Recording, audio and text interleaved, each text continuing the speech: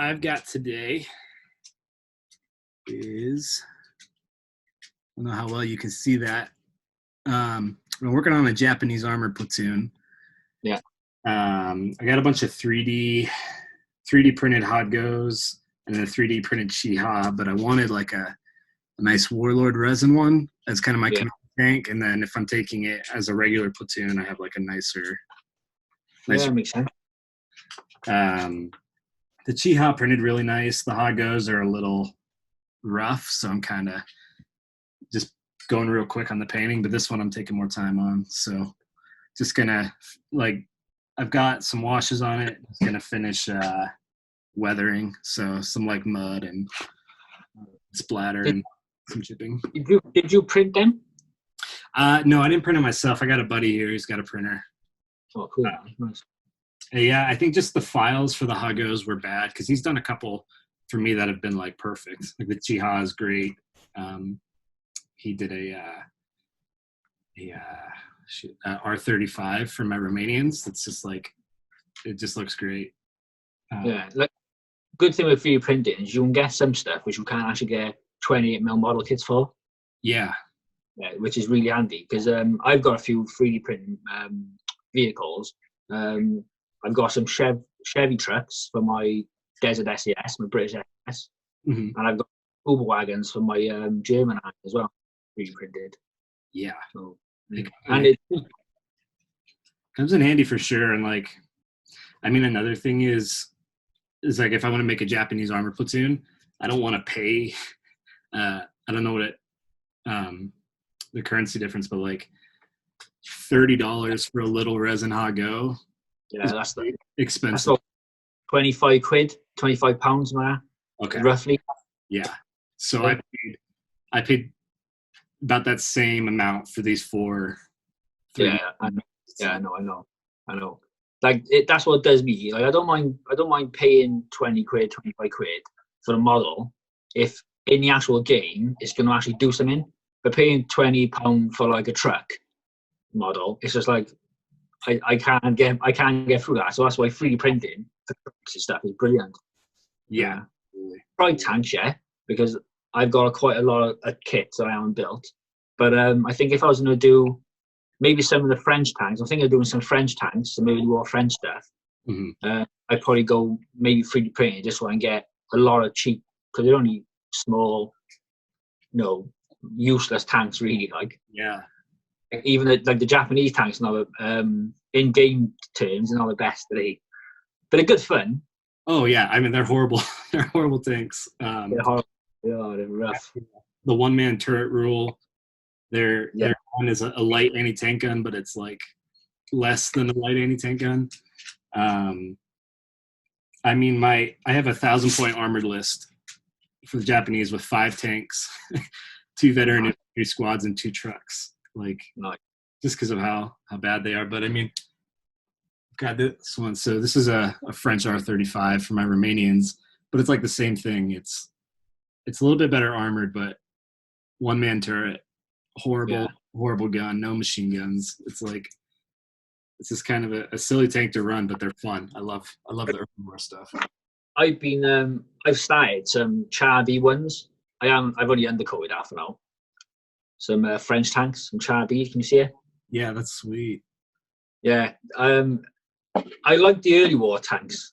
I do, because like especially the French and the British stuff, because it's very World War One-y sort of still stuff like. Yeah. So I've got 3 of them to make, which then I can make a tank platoon. And I've got a lot of German tanks, early war tanks, Panzer 1s, Panzer 2s, so I can have a bit of a big bash there on a table. Because with the late stuff, in a normal tank platoon, you're looking at like 2 Tigers, and then maybe you got to squeeze like a Panzer 3 or something, and then that's it. So early war stuff, I think, is a lot more fun, personally. Yeah, but that's my plan when I get around to doing them, because it's like a pile of shit. So I'll be working on some Union command. So I got a Union General. Okay. A pair of binoculars. Yeah. A trumpeter. Very nice. and the flag bearer. So these two will be part of a ladder cavalry unit. Mm-hmm. I can split them two off with a to make like a command. Depends what game I play, really, because there's a few different systems that I could use them for. Like so, you have them. So yeah, so okay. All right. So I was going to ask you. I've been thinking all day. What do I ask you? What got you into wargaming? Like straight away. What first got you into it? Like, well, I 1 second. I need to let my dog out.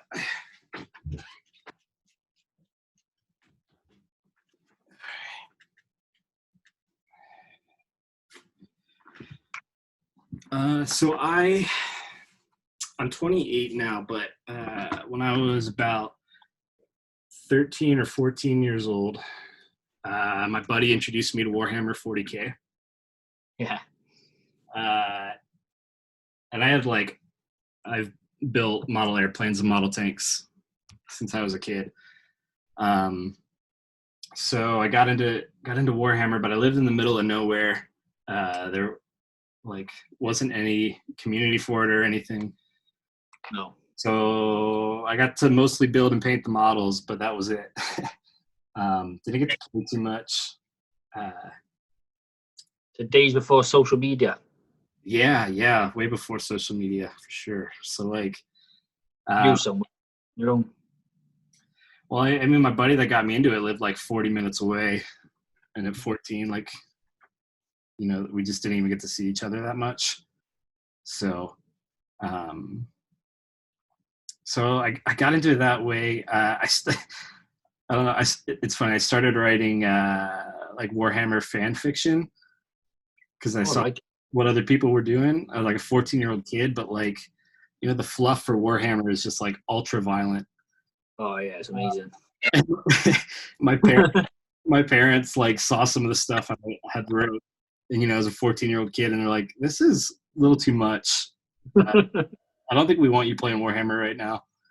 So they actually got me the Lord of the Rings game that Game Workshop was doing at the time. Oh yeah, They launched it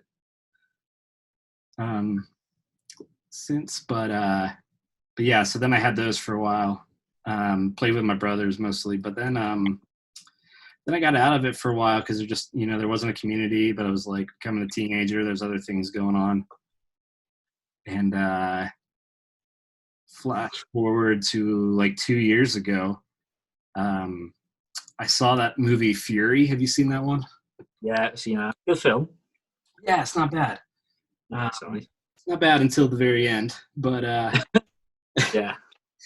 But I saw it with a buddy, and I thought, you know what, maybe I wanted to get him a gift because he helped me out with some stuff. I was like, oh, I'll build him the tank from Fury, like a 135 scale model, and so I did it, and I was like, whoa, that was actually a ton of fun. I haven't done this in 10 years.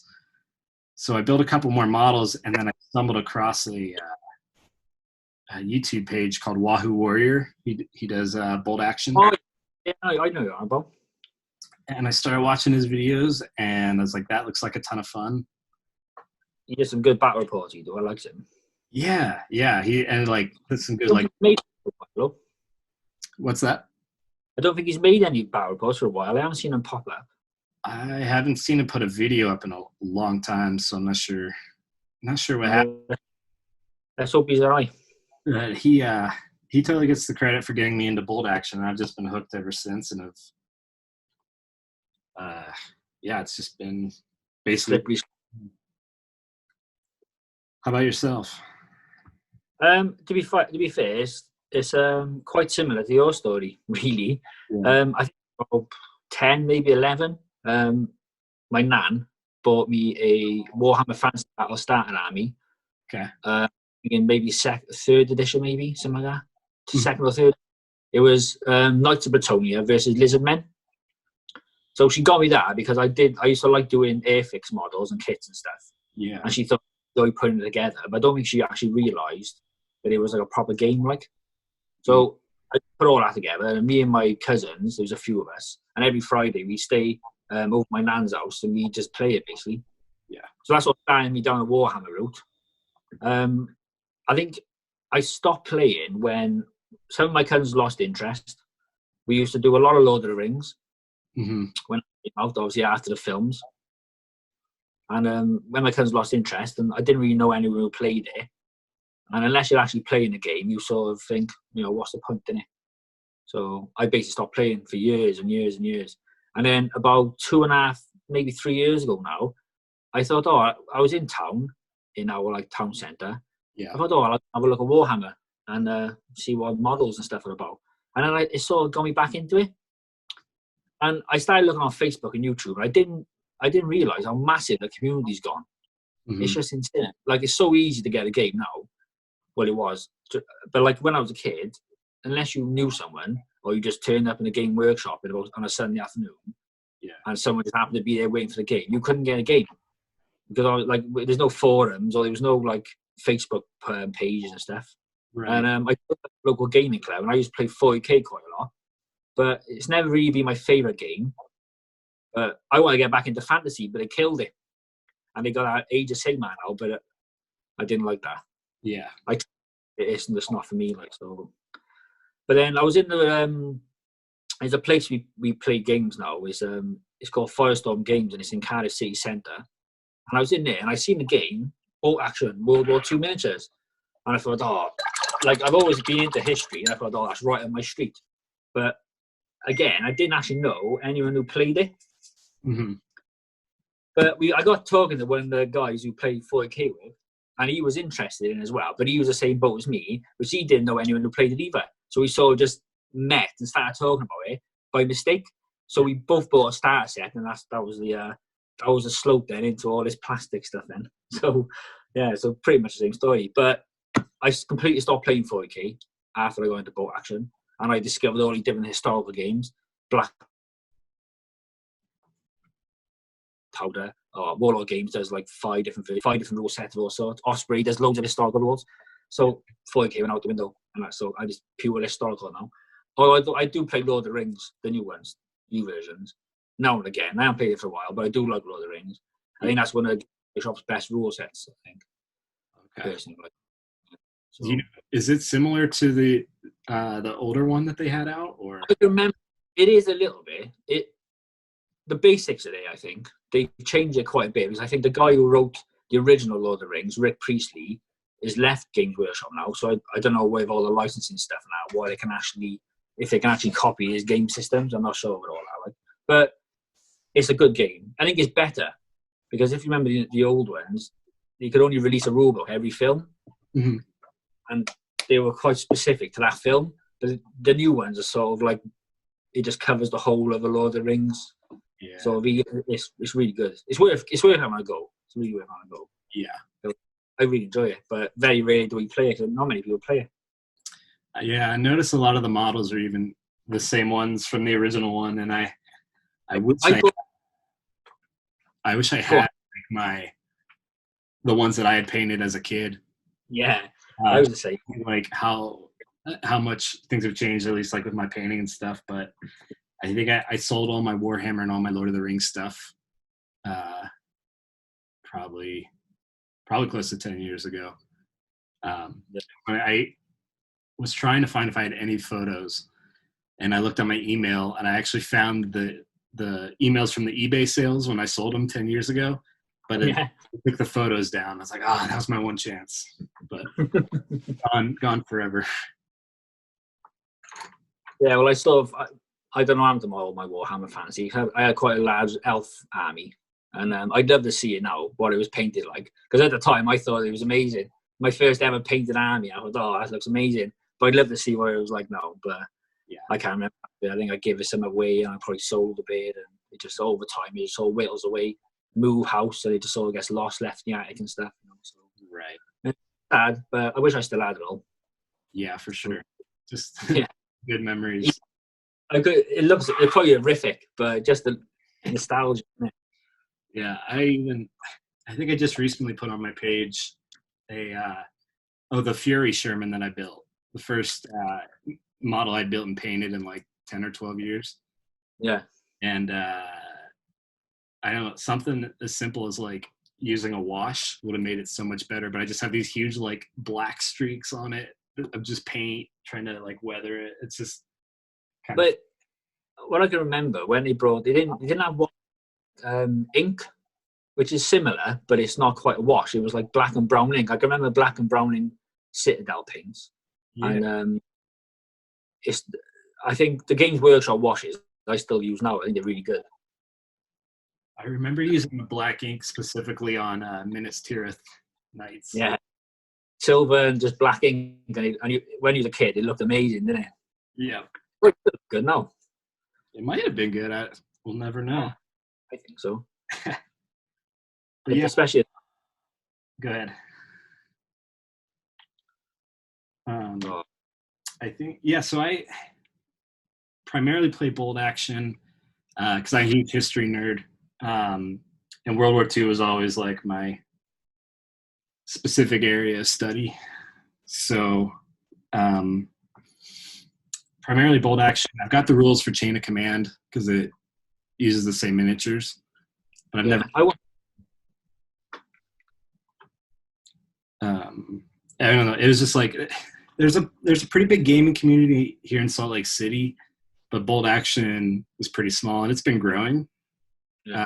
But it was like hard enough to find people that play bolt action here, and Chain of Command is even more niche than bolt action. So haven't got to play it yet. I do have Blood Red Skies. I've got to play that a little bit. It's a lot of fun, and it's nice that it's like it's just a fast game. Even like you don't have to worry about setup or anything really. No terrain really, is it? Yeah, no terrain. Maybe some clouds, but like that's it. Yeah. But yeah, really just with the World War II historicals for the moment. I mean, part of it too is just like having a family. You only have so much time to get into stuff. So I do play. Have you heard of a game called Gloomhaven? No. So I think it's like a D&D style game. But the only reason I play it is my brother-in-law bought it, and it's just a really in-depth dungeon crawl game. But it's just a fun way for us to like hang out and. Sometimes it's a game like that, where you can just chuck it down and just play a game like. Yeah, man. I don't think I would ever like purchase the game like that, but he already had, and it came with everything you needed. So it's definitely good fun. But I was interested in. I mean, you painted up that Confederate army. You're working on Union guys right now. The Confederates look great, by the way. Oh, nice one. I think I told you this already, but the fact that you use contrast paints on them, I was really surprised at like how well they turned out, because my biggest gripe with contrast paints is like you can always tell. Yeah. Use contrast paints, it's kind of obvious. Well, it felt like cheating a little bit, to be honest with you, because most of it was just one coat, and then it's basically, and you can go back and add highlights, but to be honest with you, after like 60 odd Confederate guys, I thought if I highlight these, my head will go, and I'll probably end up in an insane asylum highlighting Confederate troops, which are all going to be packed into like companies. You're not going to be able to see them because we're playing games. But I'm not that fussy about stuff like that. But when contrast paints first come out, I was me and a couple of boys who was playing the game, and we were just saying, like, I wonder if we could get him to work for historical games. But I didn't want to use it for boat action because I already painted a lot of boat action. I didn't want anything to stand out completely different to my normal painting style with like acrylics and stuff. Yeah. So if I start a new project, I'll see if I can actually use contrast paints and how it turns out. But American Civil War, I've always been intrigued by it. And when I seen the Perry miniatures, I don't know if you know Perry miniatures, they do a lot of historical stuff. They do a battle in the box, which you get, I think it's like 120 troops, cavalry, cannons. You get some terrain, fences, and you actually get like a little rule book as well to play American Civil War. They're quite basic rules, but they're pretty good. But when I seen that and the price, I was like, it's basically a bargain for what you get in it. So you can get 2 armies, or you can just make it as one big Union or Confederate army. You can do what you do anything wrong with it. So I decided to split it in half. And the problem is with games like Napoleonic style sort of fighting, which American Civil War was-ish, is you need a lot of troops to fill out the companies and the regiments and detachments. And like, I don't fancy painting 300 figures, especially both sides, because I wanted to do both sides because I was the only one really interested in it. So if someone wanted a game, I've got both sides. So I found it was like a blog where someone had altered the rules from boat action to something called Colt action, which is American Civil War rules. Yeah. Which is basically boat action, but the weapons are tweaked, and there's cannons and the rules for cannons and stuff. And the unit sizes are 12 per squad or per company. And when you split the pennies box up, it fits perfectly in the unit sizes of the game, funny enough. So I got 2 quite large American Civil War armies, which I could play Colt action. I could play small games of Black Powder if I wanted to. And I've also got a set of rules by Osprey, Rebels and Patriots. Okay. They're like skirmish level games, but the unit size in here is also what I've actually built the army to. It's 12 model units. So it fits perfect for these games. So it's nuts. So that's why I based them on rounds in trays. So if I wanted to put them in 24-man companies, I could just put the 2 trays together, and that's 1 unit for like Black Powder. Yeah. But smaller skirmishy type games, they can stay on the singles, and I can basically do whatever I want with them. So that's perfect. I like to build armies where I can use for different rule sets. I've done quite a large Celt army, which is like ancient Britons. I use them for Warhammer Ancients, which is the old rule, which was like released in the early 90s. I've used them for Hail Caesar and Warlords of Helheim. Have you heard of that? I have, yeah. Yeah, and I use them for that, but I added a mammoth and a bear and a bit more, maybe a bit more fantasy, sort of like Julian, like a wizard. Right. Yeah. So I like to do that. I like to have multi uses. Apart from my bow action stuff, that's basically built for bow action. So it's probably my favorite game to be honest. Yeah. Probably the most models for at the moment. Yeah. So, my favorite game too, and I'm stuck in 28mm World War II. I pretty much can't use these guys for anything else. But I was interested in Colt action. What is like, because the Civil War is obviously a lot of like firing lines and marching. Is that kind of implemented into the game at all, or? No, I think that's one of the little shames of it. Is this not? I think if they added a little bit more rules for if you was in close order or lines, it'd give it a lot more like it'd be a lot more thematic.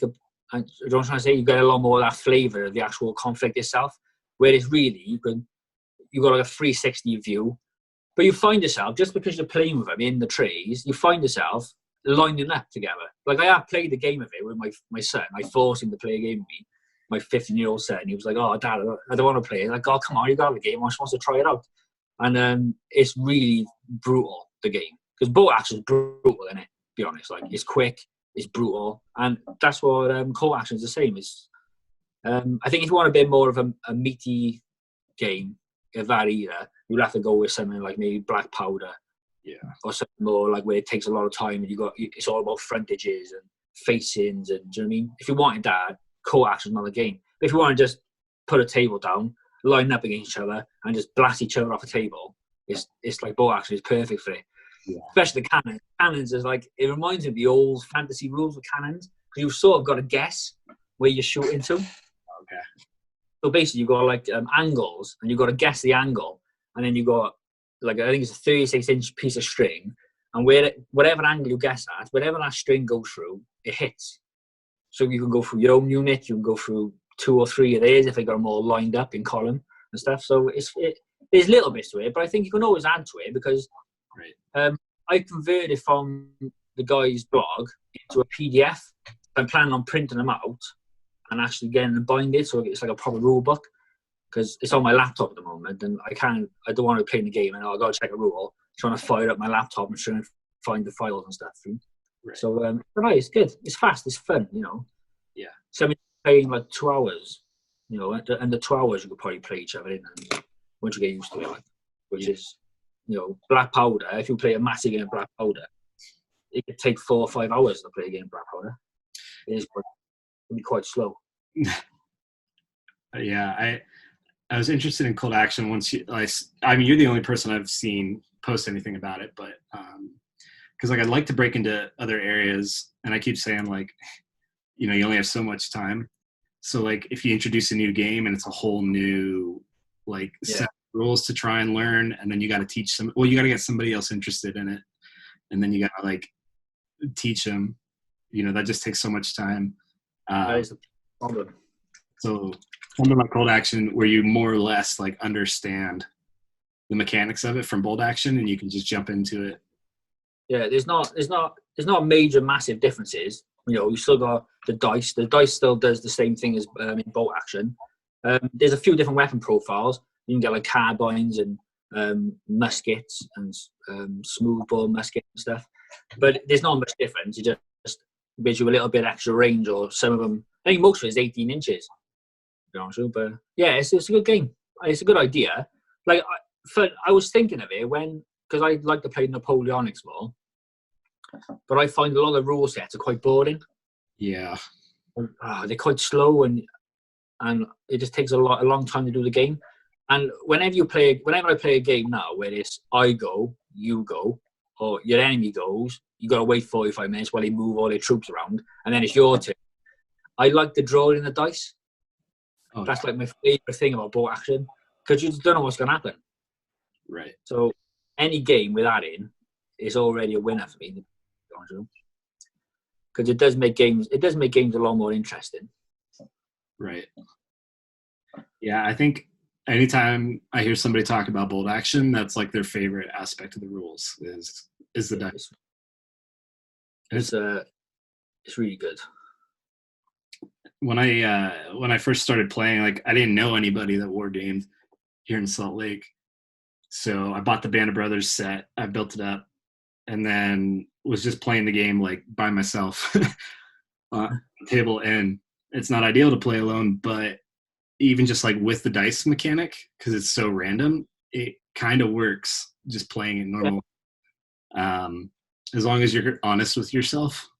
You don't want to cheat yourself, do you? No.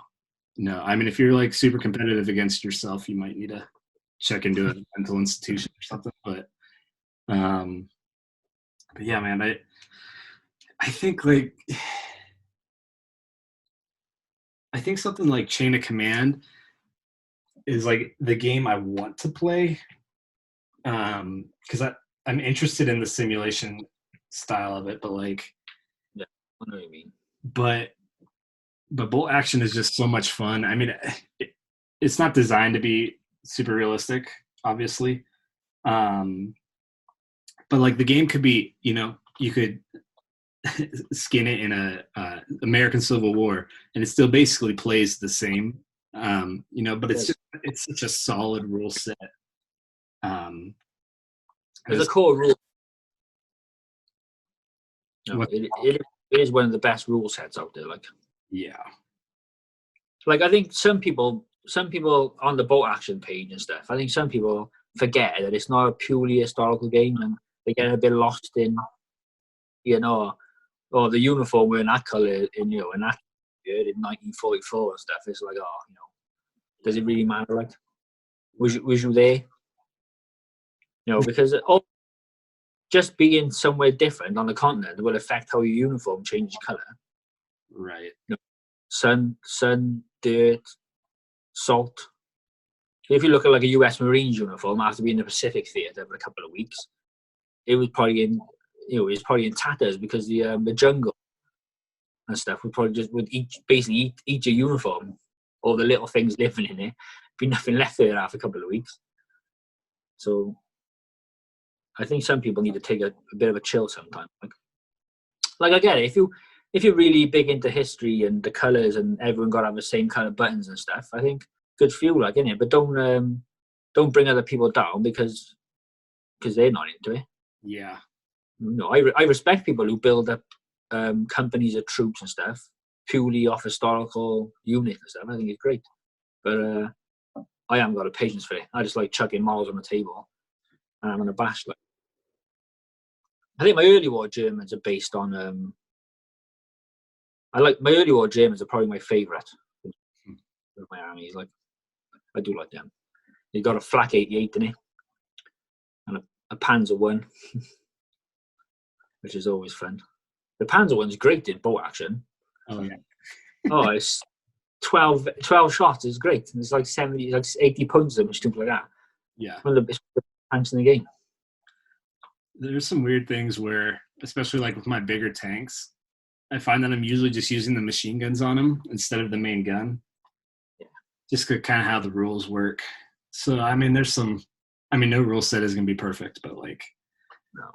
Just for actual play, like bolt action just plays so well. And I haven't got tired of it yet. I don't think I will. I don't think I play enough to be able to, but so is there a pretty big bolt action scene in your area? Where I'm from is there's about 6 or 7, there's about 6 of us that play. Okay. Which is, it's not massive, mm-hmm. but the tournament scene is pretty big. Like if you get to a tournament, it's always full. Mm-hmm. Sometimes I'm not first on tournaments. Most tournaments, it says, because it's some of the lists that are a bit silly. I don't know. Yeah. There's one tournament that I've been to now 2 years in a row, which I would have gone this year, but I don't know what's going to happen now with all this coronavirus. It's called the Welsh Open, and it's held in Cardiff, and it's more of a friendly tournament where you can only take a basic platoon. So you're sort of forced to take normal stuff, not like an army full of like 10 flamers and stuff like that, like flamethrowers, I should say. I think I saw you did a video of last year's Welsh Open that you went to. Yeah, I done a bit of an army chat, didn't I? Just to try to remember what actually happened in my games. Yeah. I took early war Germans. I think I only won one game. Yeah. Because I had all regular troops. Mm-hmm. And I was coming against like Russian hordes and Japanese bamboo warrior hordes and stuff. And partisans. Oh man, partisans in boat action. They got amazing rules. They get to put like bombs down. They can have like this one guy. It was a good themed army. He done like a Jewish like partisan force. Yeah. In the partisans, you can have 20 man units. Yeah. With SMGs. So like 20 SMGs in a truck. Yep. When they 40 shots, it's just like what? It just wipe squads on a table, like it's nuts. I've played against that army I think twice now, and it's just insane. The 20-man unit is crazy. It's way too overpowered, like for the game. Like, yeah, you got a unit of 12 regulars. It's like you got no chance. Right. You know what I mean? Yeah, but my opponent did the same thing. He put them in the truck and then drove the truck up and just like annihilated my units. That's what usually happens in my games. Like, I don't know if you've probably seen his stuff on Instagram. The Beard Wargamer. Yeah. He's one of the guys who plays boat action with us, and he's a really good player. And his American list is tough. Really tough. It's really good. It's really well out. Like, everything's got his own job. Mm-hmm. Like me, he like something I think is cool. I think, I got to plan an army. Like the Flak 88. It's like 180 points plus the tow, and you can get a cheaper tank which will do a better job for you. But it's a Flak 88, so like, why not take it, isn't it? Right. You actually get to destroy someone with it. It's a really good feeling. But it hasn't much in the games I played. Yeah. So I kind of have the same mindset, and I have won very few games that I've actually played. many. I mean, some of it is due to like trying to get people into the game, and so kind of like teaching as I'm playing with them. Well, you don't want to throw someone off the table in turn 3. No. Trying to teach later, do. Otherwise, they just lose interest. Yeah, we did play once a week, but we haven't been able to play because everything's shut at the moment. So yeah, but it's a good excuse to get some painting done, I suppose. Yeah, I've been able to get a lot of hobby stuff done. I do miss playing. Well, I ran what I think is the first bolt action tournament that's happened in Salt Lake City in January, and it went really well. We had 18 people show up to play. I was expecting like 6 to 8 because that's kind of where our community has been at lately. But yeah, we had 18 people show up. It was 800-point armies, 3 games, and it was awesome. Everybody was just like super great sportsmanship all the way around. Everybody had fun. We didn't get any real cutthroat people, just trying to win at all costs or anything.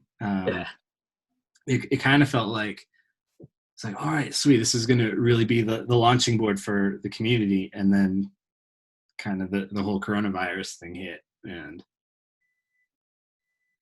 yeah, we haven't been able to meet in quite a while now. No, I don't think I've played the game now for nearly a month. Yeah. No, I've been trying to bribe my wife into playing the game, but she won't. I made a post on the Bolt Action Facebook about like COVID-19 challenge. Try and get your significant other to play a game of Bolt Action with you.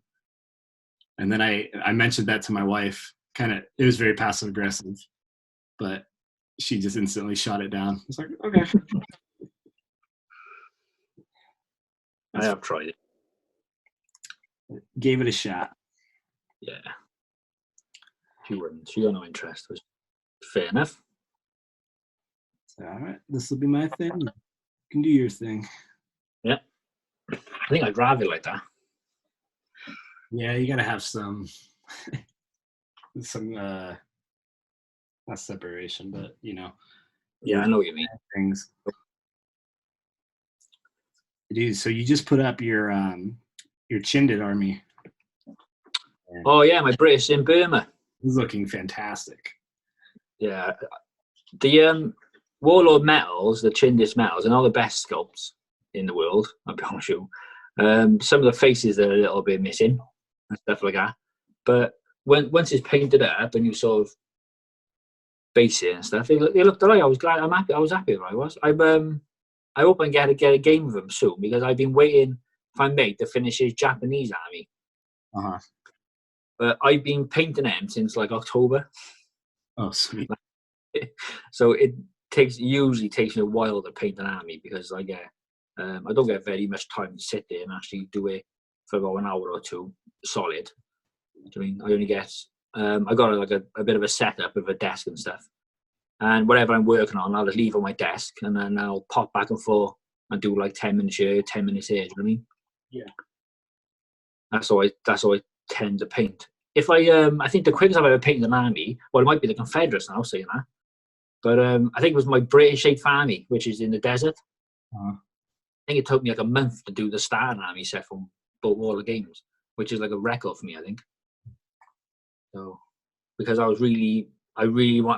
bought the 8th Army, and a mate of mine bought the Africa Corps, and I'm still waiting for him to paint his Africa Corps, and that was 2 years ago. So they haven't seen much action, to be honest with you. So they've been stuck in a box. Might be one of those where you're gonna have to paint them or something. I'm gonna have to get some Africa Corps now. Yeah, just get your own.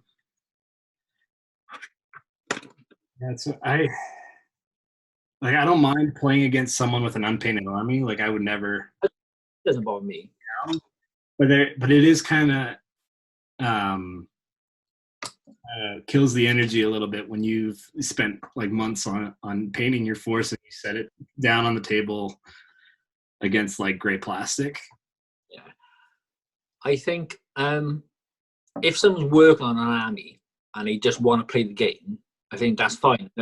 Like the Bearded Wargamer, last year when he first started playing boat action with us, he bought the US Army set or whatever, or Marines I think it might have been, and he made them all, undercoat them all, and then every week when he turned up to play, a little bit more of his army was painted. So every week you could see it painted and getting painted, and you could see the progress. I think if someone turns up for a year with great models, it's like, there's no excuse now, because you could just undercoat them green if you had to and just do like very minimal details, and it still look good on the table.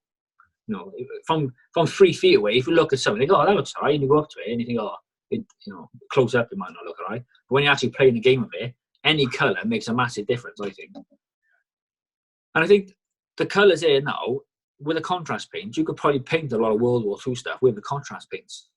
I think you could. Oh yeah.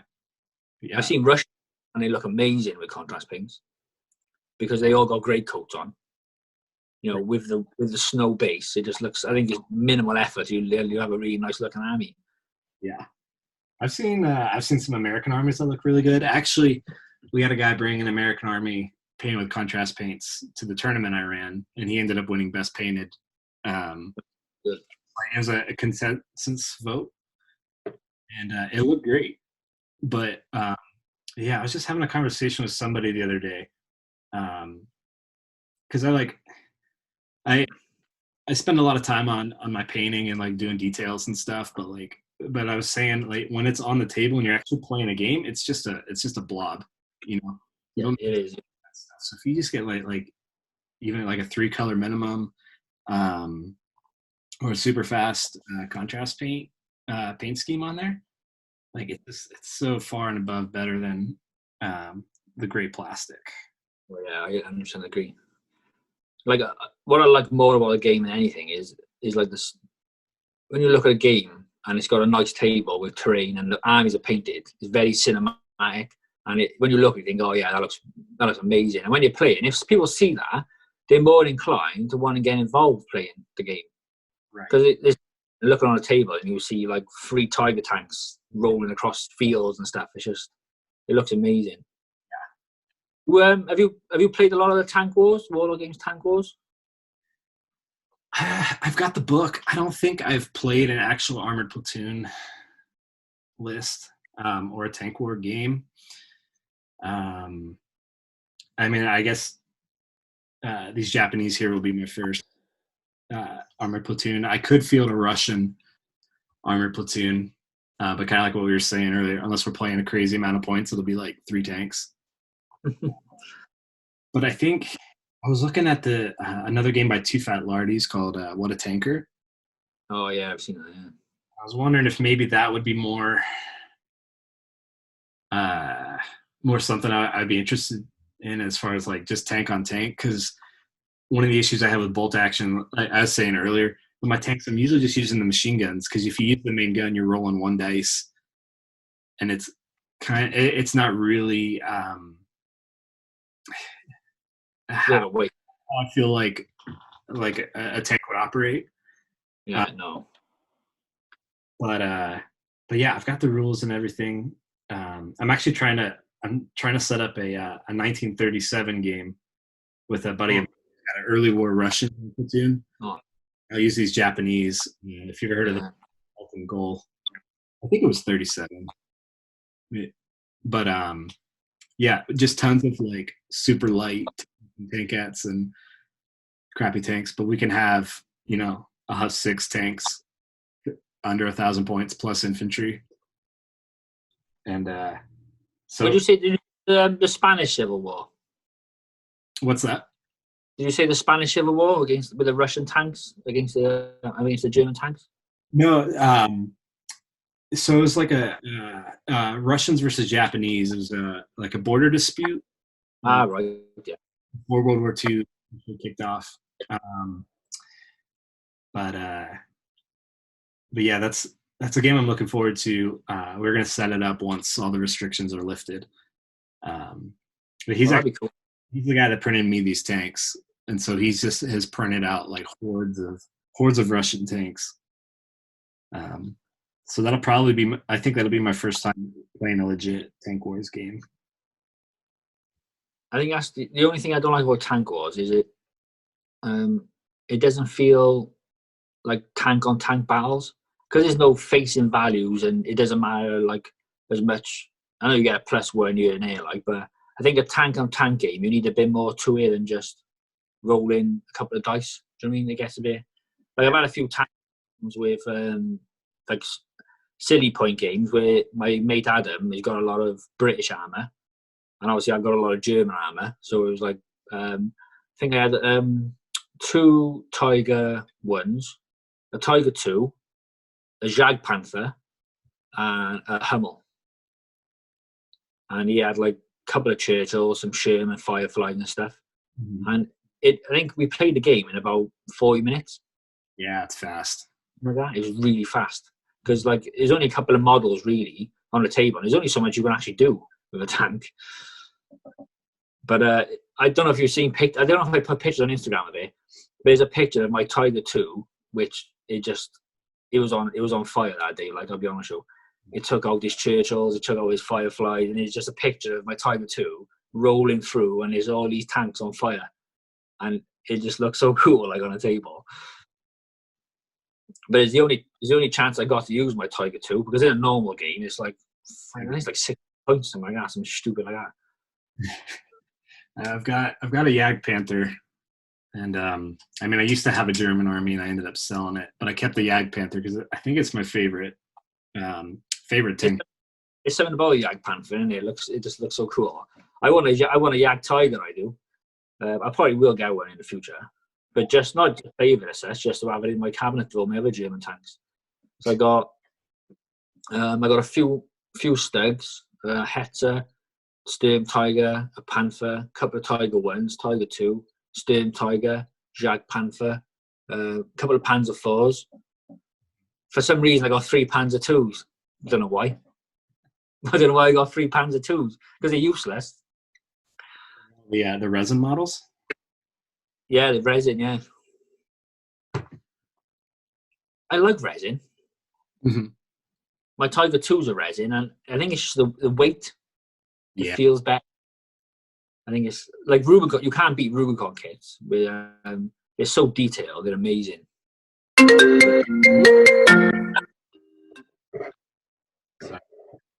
Sign it. Yeah, the Rubicon kits are so good. I've got a Rubicon Sherman that I painted as a Lend-Lease one. I think it's the 76mm version. The kit, I mean, it's like a perfect kit. Goes together like a dream. You have all the extra options that you want.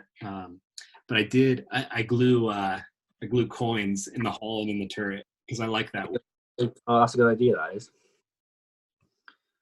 Just I don't know. It feels like a gaming miniature, not a toy or something. But yeah, I like the resin kits too for that reason. But it kind of depends. Like this little Hago from Warlord, it came warped, especially like the tracks. I had to do a bunch of work on that. Stuff doesn't always fit, or like you have these tiny little machine guns with barely a knob for an anchor point to glue. Yeah. And, they can take a little more work, but they do take a lot more cleaning up resin. I don't find Warlord Games resin as bad as Warhammer Forge World. I've heard stories. Oh, it's terrible. I had quite a large Death Cobra Krieg army, and the price you pay for it, and the amount of cleaning up and the amount of warping, and it's just like, oh, if you were paying that much money for the model kit, you wanted to you expect a little bit of cleaning up to do on resin, but all the resin kits I've found pretty good now, so clean as well. I think you still got to do a bit of filing here and there, like, and some pinning and stuff, because they're a little bit of a bugger to glue together as well, aren't they? Yeah, I mean, most of the kits just some basic hobby skill. You can fix any of them. I've got a Soviet IS-2. It's one of those Italeri kits that Warlord upscaled for bolt action.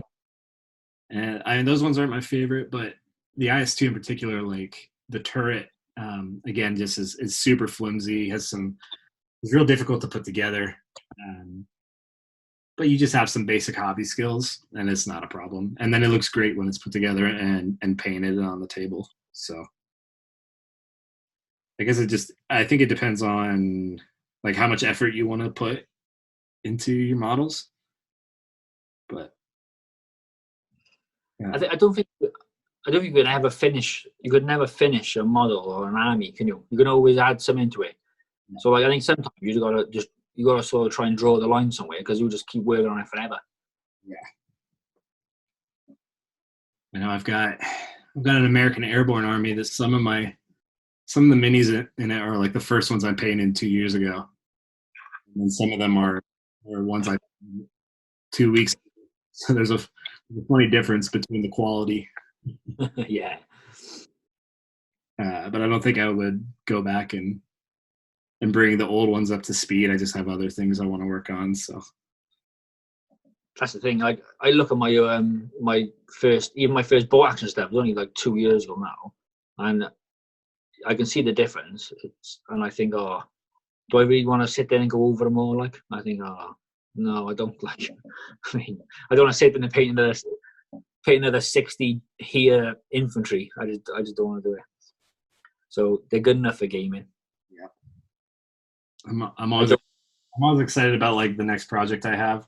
So I've done this multiple times where I start something new and I'm like, all right, this one I'm gonna really take my time on and make it excellent. And then, I get halfway through, I'm like, all right, I just want this to be done because I got more models to paint. Like I got the next thing that I'm excited about. So I think that's the curse of a war game, isn't it? I think we're all afflicted with that disease. I done the same with my Manga Civil War stuff. I said I'm not going to do anything else now until I finish this whole box is painted. And I think since then, I bought 3 Charby ones. I think I've done Black Seas like ships. I've done Panzer IVs. I've done all sorts in between. But I think sometimes it's good to have a little bit of a break from one army and maybe just work on something different, because you do get a little bit, get fed up of painting the same thing over and over again. That's why I'd love Napoleonics is probably my favorite era of gaming. But painting up 100, 200 of the same guys with all their buttons and all their frills and all their straps, it's just like, I think that my long-term project is Napoleonics. I've got quite a bit of French painted up now. I always end up on the bad side from a British perspective in games. I'm either French, German, because everyone wants to be British. Yeah. Yeah. We have just in our little community, it's almost all Americans. And I think a lot of it starts as like people get the Band of Brothers box and then they just build off that. Yeah. That's exactly what I did. So I totally get it. But yeah, we have too many American armies for sure. So break the mold. Yeah, I try to go with some weird stuff. Like I've got these my Romanian army. Oh, nice. It's pretty unique. And I've done it all with miniatures from Great Escape Games. I don't know if you've seen stuff. Yeah, they do good stuff, really. It's super quality. I've also jumped on the all metal bandwagon. So all my infantry is metal.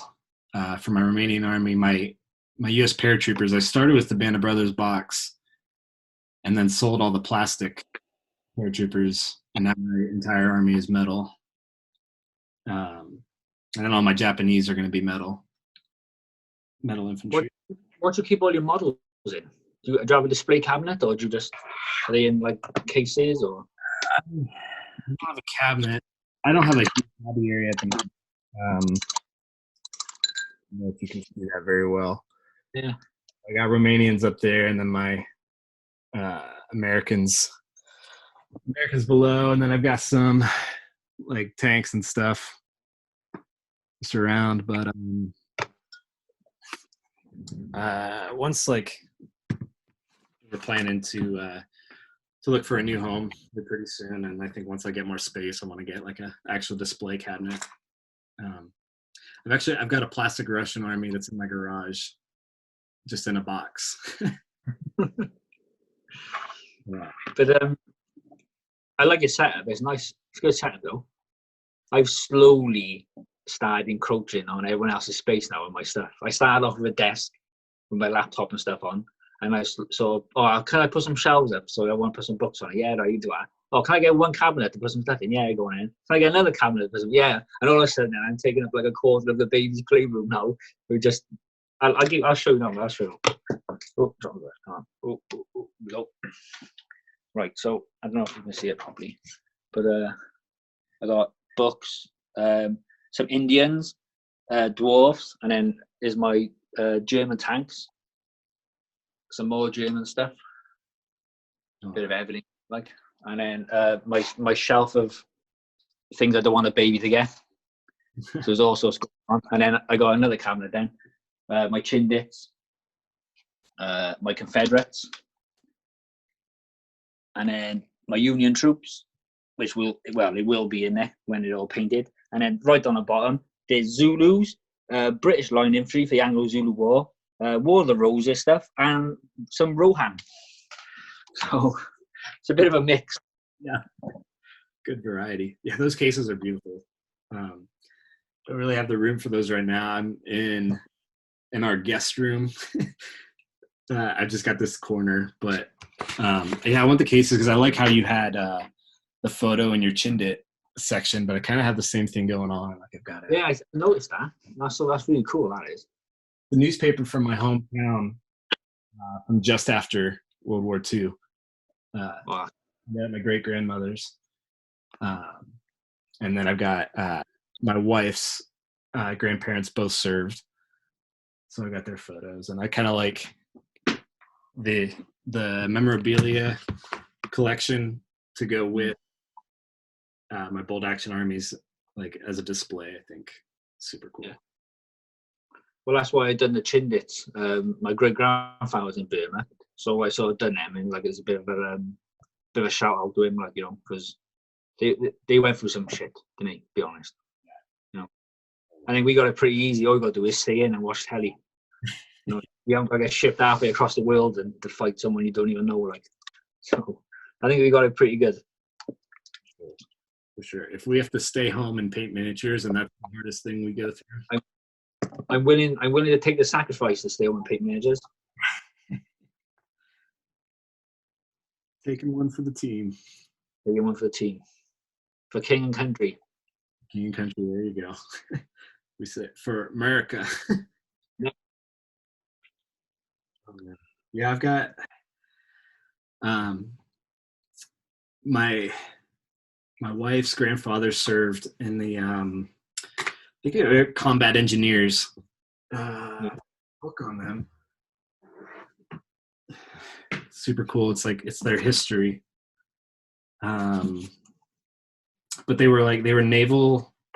They were part of the Army, but they would land on the beaches. Army amphibian engineers.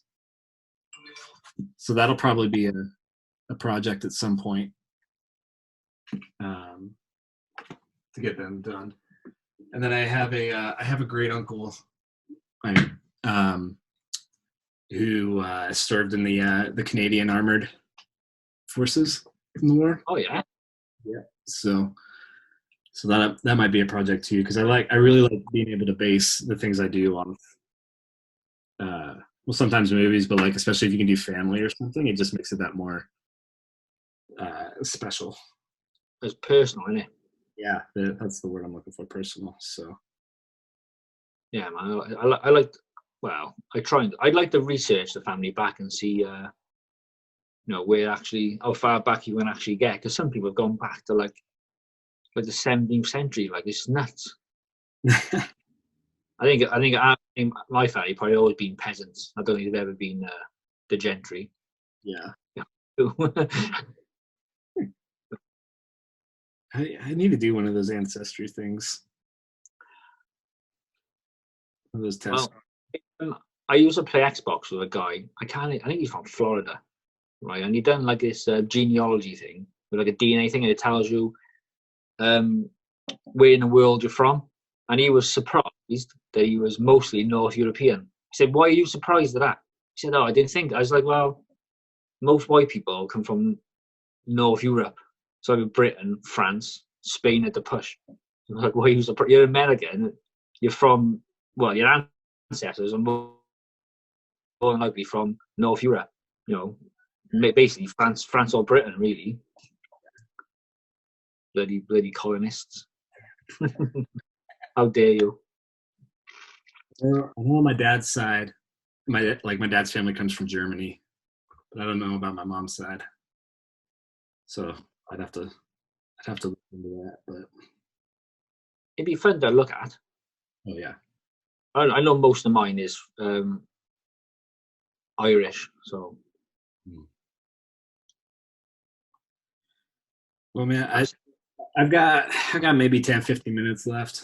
I was wondering about your different pages. So like you've got the YouTube, Wargamer YouTube, your Instagram handle, and then you're doing a Facebook group too, right?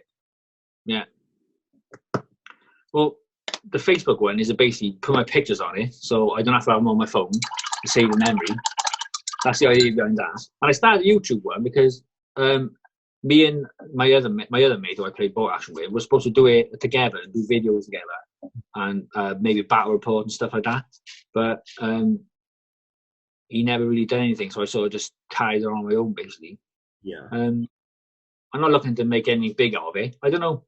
I enjoy doing the videos, and I enjoy. There's a good community on YouTube. Yeah. You know, I think I probably subscribe to about 300 people, and I like to watch stuff while I'm painting, or like watch / listen, mostly listening. But there's some good YouTubers out there, like so. I do video. I'd like to do more battle reports because some of the games we have are really good, but it's a lot of effort to try and play and video and make sure you're getting everything in. Like, do you mean? So I like to watch when people are watching a battle report. I like to watch people actually rolling dice. I know it sounds weird, like, but I like to see the dice rolls and see what actually comes out of it, like not just a turn by turn thing. So and then 2 hours of video then you. So it's but yeah, my Instagram, I don't know. It's probably the same as Facebook, just to put pictures on. Like I like looking at other people's stuff, right? And like ideas and stuff like that. And if I'm interested in a certain period, I like to look what other people are painting, and before I actually start it myself, because I've been looking at doing some English Civil War as well. There's the Roundheads and the Cavaliers. So you're looking at doing that, but that's sort of the same sort of thing as Mega Civil War. You need a lot of troops. So at the moment, I don't think I don't want to paint another massive army of blocks of soldiers up like.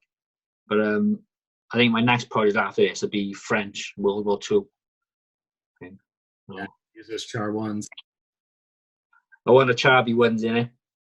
I want a char 2C as well, which is one of the biggest tanks that was ever employed during World War II. I don't know. I think the French in World War II got a bit of a bad name, innit? Because they got steamrolled a little bit. But I think they put up a good fight within itself. I think more the government surrendered more than the actual French army.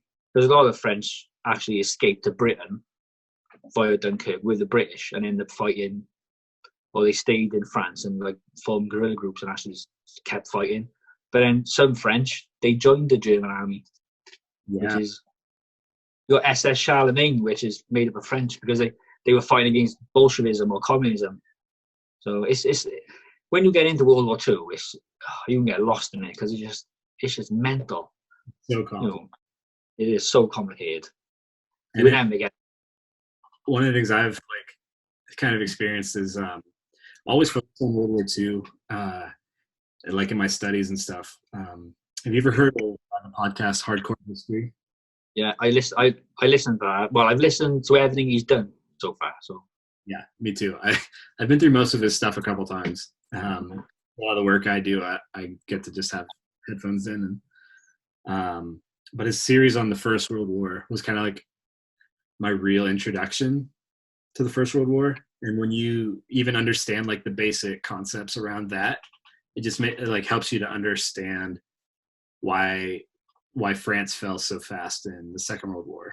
And kind of, like you were just talking about, they felt like they were fighting against Bolshevism and communism, and all of that makes so much more sense when you know like how everything leads up to that moment. Yeah, well, if it weren't for World War One and how, say, Germany was treated after World War One, you might not have had a World War Two if the French weren't so harsh on Germany. You wouldn't have had that extremism, because I think extremism is it becomes more popular if people are struggling. And Germany after World War One was bankrupt, and it was like, economic crashes, and everyone was like jobless and starving and God knows what. So then extremism becomes, if someone stands in front of you saying, "Oh, I'm going to get your jobs back, and I'm going to give you this and give you that," you're all going to go marching happily behind him most of the time. Yeah. So I think to understand World War Two, you have got to look a little bit at World War One, because I think, well, the British and the French basically done the same thing in World War Two what they done in World War One. Straight to Belgium, dug in along Belgium, but this time the Germans went around them and not through Belgium. So most of the Germans anyway. So yeah, it's all interesting, and everyone got their own point of view on it. But like when you're playing games, like, you don't really want to get involved in the politics and stuff, because you can get, some people still get upset about stuff and that. So but I think if you're going to play historical games, I think you've got to be able to, you've got to play these armies you might not feel comfortable with playing. Like people go on about the Germany and you don't want to see swastikas on tanks and that. It's like, yeah, I understand, but then shouldn't you feel the same about seeing the scythe and the sickle or whatever it's called with the communist flag? Because they were just as bad. Stalin was just as bad as Hitler, maybe worse in some cases, because he was doing it a lot longer. So I think sometimes you've got to have a bit of a thick skin when playing historical games, because whatever army you look in, whatever country you look in, we've all got that. Every country got a dark past, especially Britain, especially France, Germany, even Belgium. Belgium in Africa. If you want to Google it, I think it was King Leopold. Oh, he was a nightmare in Africa. You wouldn't think it, but he was I don't want to swear, but he's a bit of a bugger. Let's put it that way. So yeah, so I think every country got a dark past. So sometimes, well, that's what makes history. It's happened, isn't it? There's nothing you can do about it. So we get some good games out of it, I suppose. Yeah, Best rules. I'm of the opinion that like if it was there, then I like no problem with you playing it. If someone wants to play like Waffen SS or like you said, I mean the communists were horrible, Japanese were horrible. Oh yeah, Japanese are terrible. There's a way to like it's history and it's important to learn why those things happened and like the motivations behind everything, and the whole idea of learning history is that you don't repeat the mistakes. Yeah. And so I think especially in wargaming, you get those units on the table because they were there. They can be interesting to you even if they did horrible things, but you don't have to glorify them. You know, painting them, putting them on the table, playing them doesn't glorify what they did. No. So, like I've got quite a big German army, because when we started playing boat action, my mate wanted to beat Britain, so it was either basically you got to go Germany because there's no one else you can go. The British was basically fighting the most, so that's how I ended up German army. Anyway, because I play War of Tanks and like War Thunder.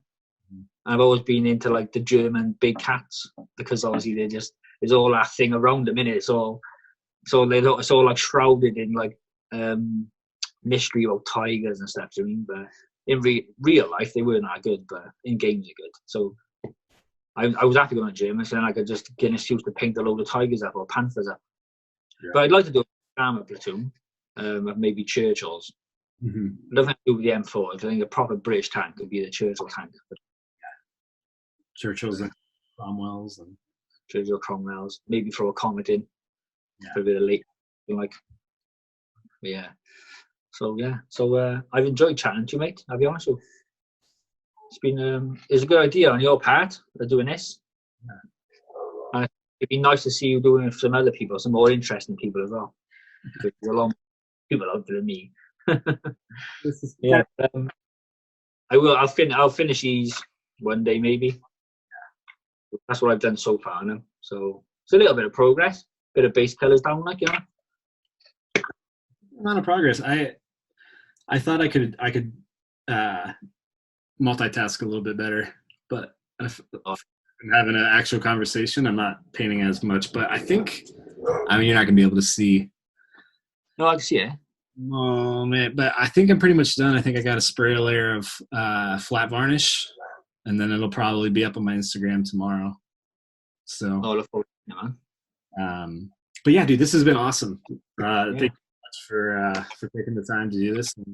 No, it's good to meet you. So I've seen your posts for a while now, and I've seen your posts on the Boat Action page and stuff, and the Boat Action meme page as well, which is funny. I've never been a meme guy until, really, like, my kid was born. I just have tons of time, or I'm just holding her and I'm on my phone making memes. I've got some Bold Action stuff I could probably put up there. Yeah, I hope to be able to, like, do this with some more people, especially while we're all in lockdown. But yeah, it's a good idea. Yeah, I think even over like Facebook and stuff, there is a really good community, and support each other. So could actually get like a face-to-face over the internet meeting, you know. Yeah, well, most of wargaming is about interaction with someone else, isn't it? I mean, especially a lot of people now are just isolating or on lockdown and stuff. So it's a good way of actually just talking about the game. Yeah, face to face. Yeah, so yeah, it's been good, man. I enjoyed it. It's nice to meet you, anyway. Nice to meet you too, man. Thank you so much. And so you are the Welsh Wargamer. You're on Instagram, YouTube, and Facebook. All under Welsh Wargamer, right? I think my YouTube is Welsh Wargaming. Okay. So I think it's basically the same. If you look for it's like a gold dragon, because that's the flag of Wales. Oh, it's a red dragon. But if anyone from Wales does an account, they always use the red dragon. But you can use a gold dragon as well. So I use the gold dragon, trying to be a little bit different. There you go. Yeah. I saw yours. I'm like, oh, maybe I should make some kind of logo or something for mine, because I haven't done that yet. But mine's a bit lazy because it's just a picture of a cutout of a flag, basically. But some people have made some really cool ones. But I like yours. It's just the guy with a gun, that's what it's about, isn't it? Yeah, that's what it's about. So it just lets people know what you're about. But cool, man. Thanks again for chatting, and looking forward to seeing your future projects. Oh, nice one. Stay safe. You too, man. We'll talk later. Good, mate.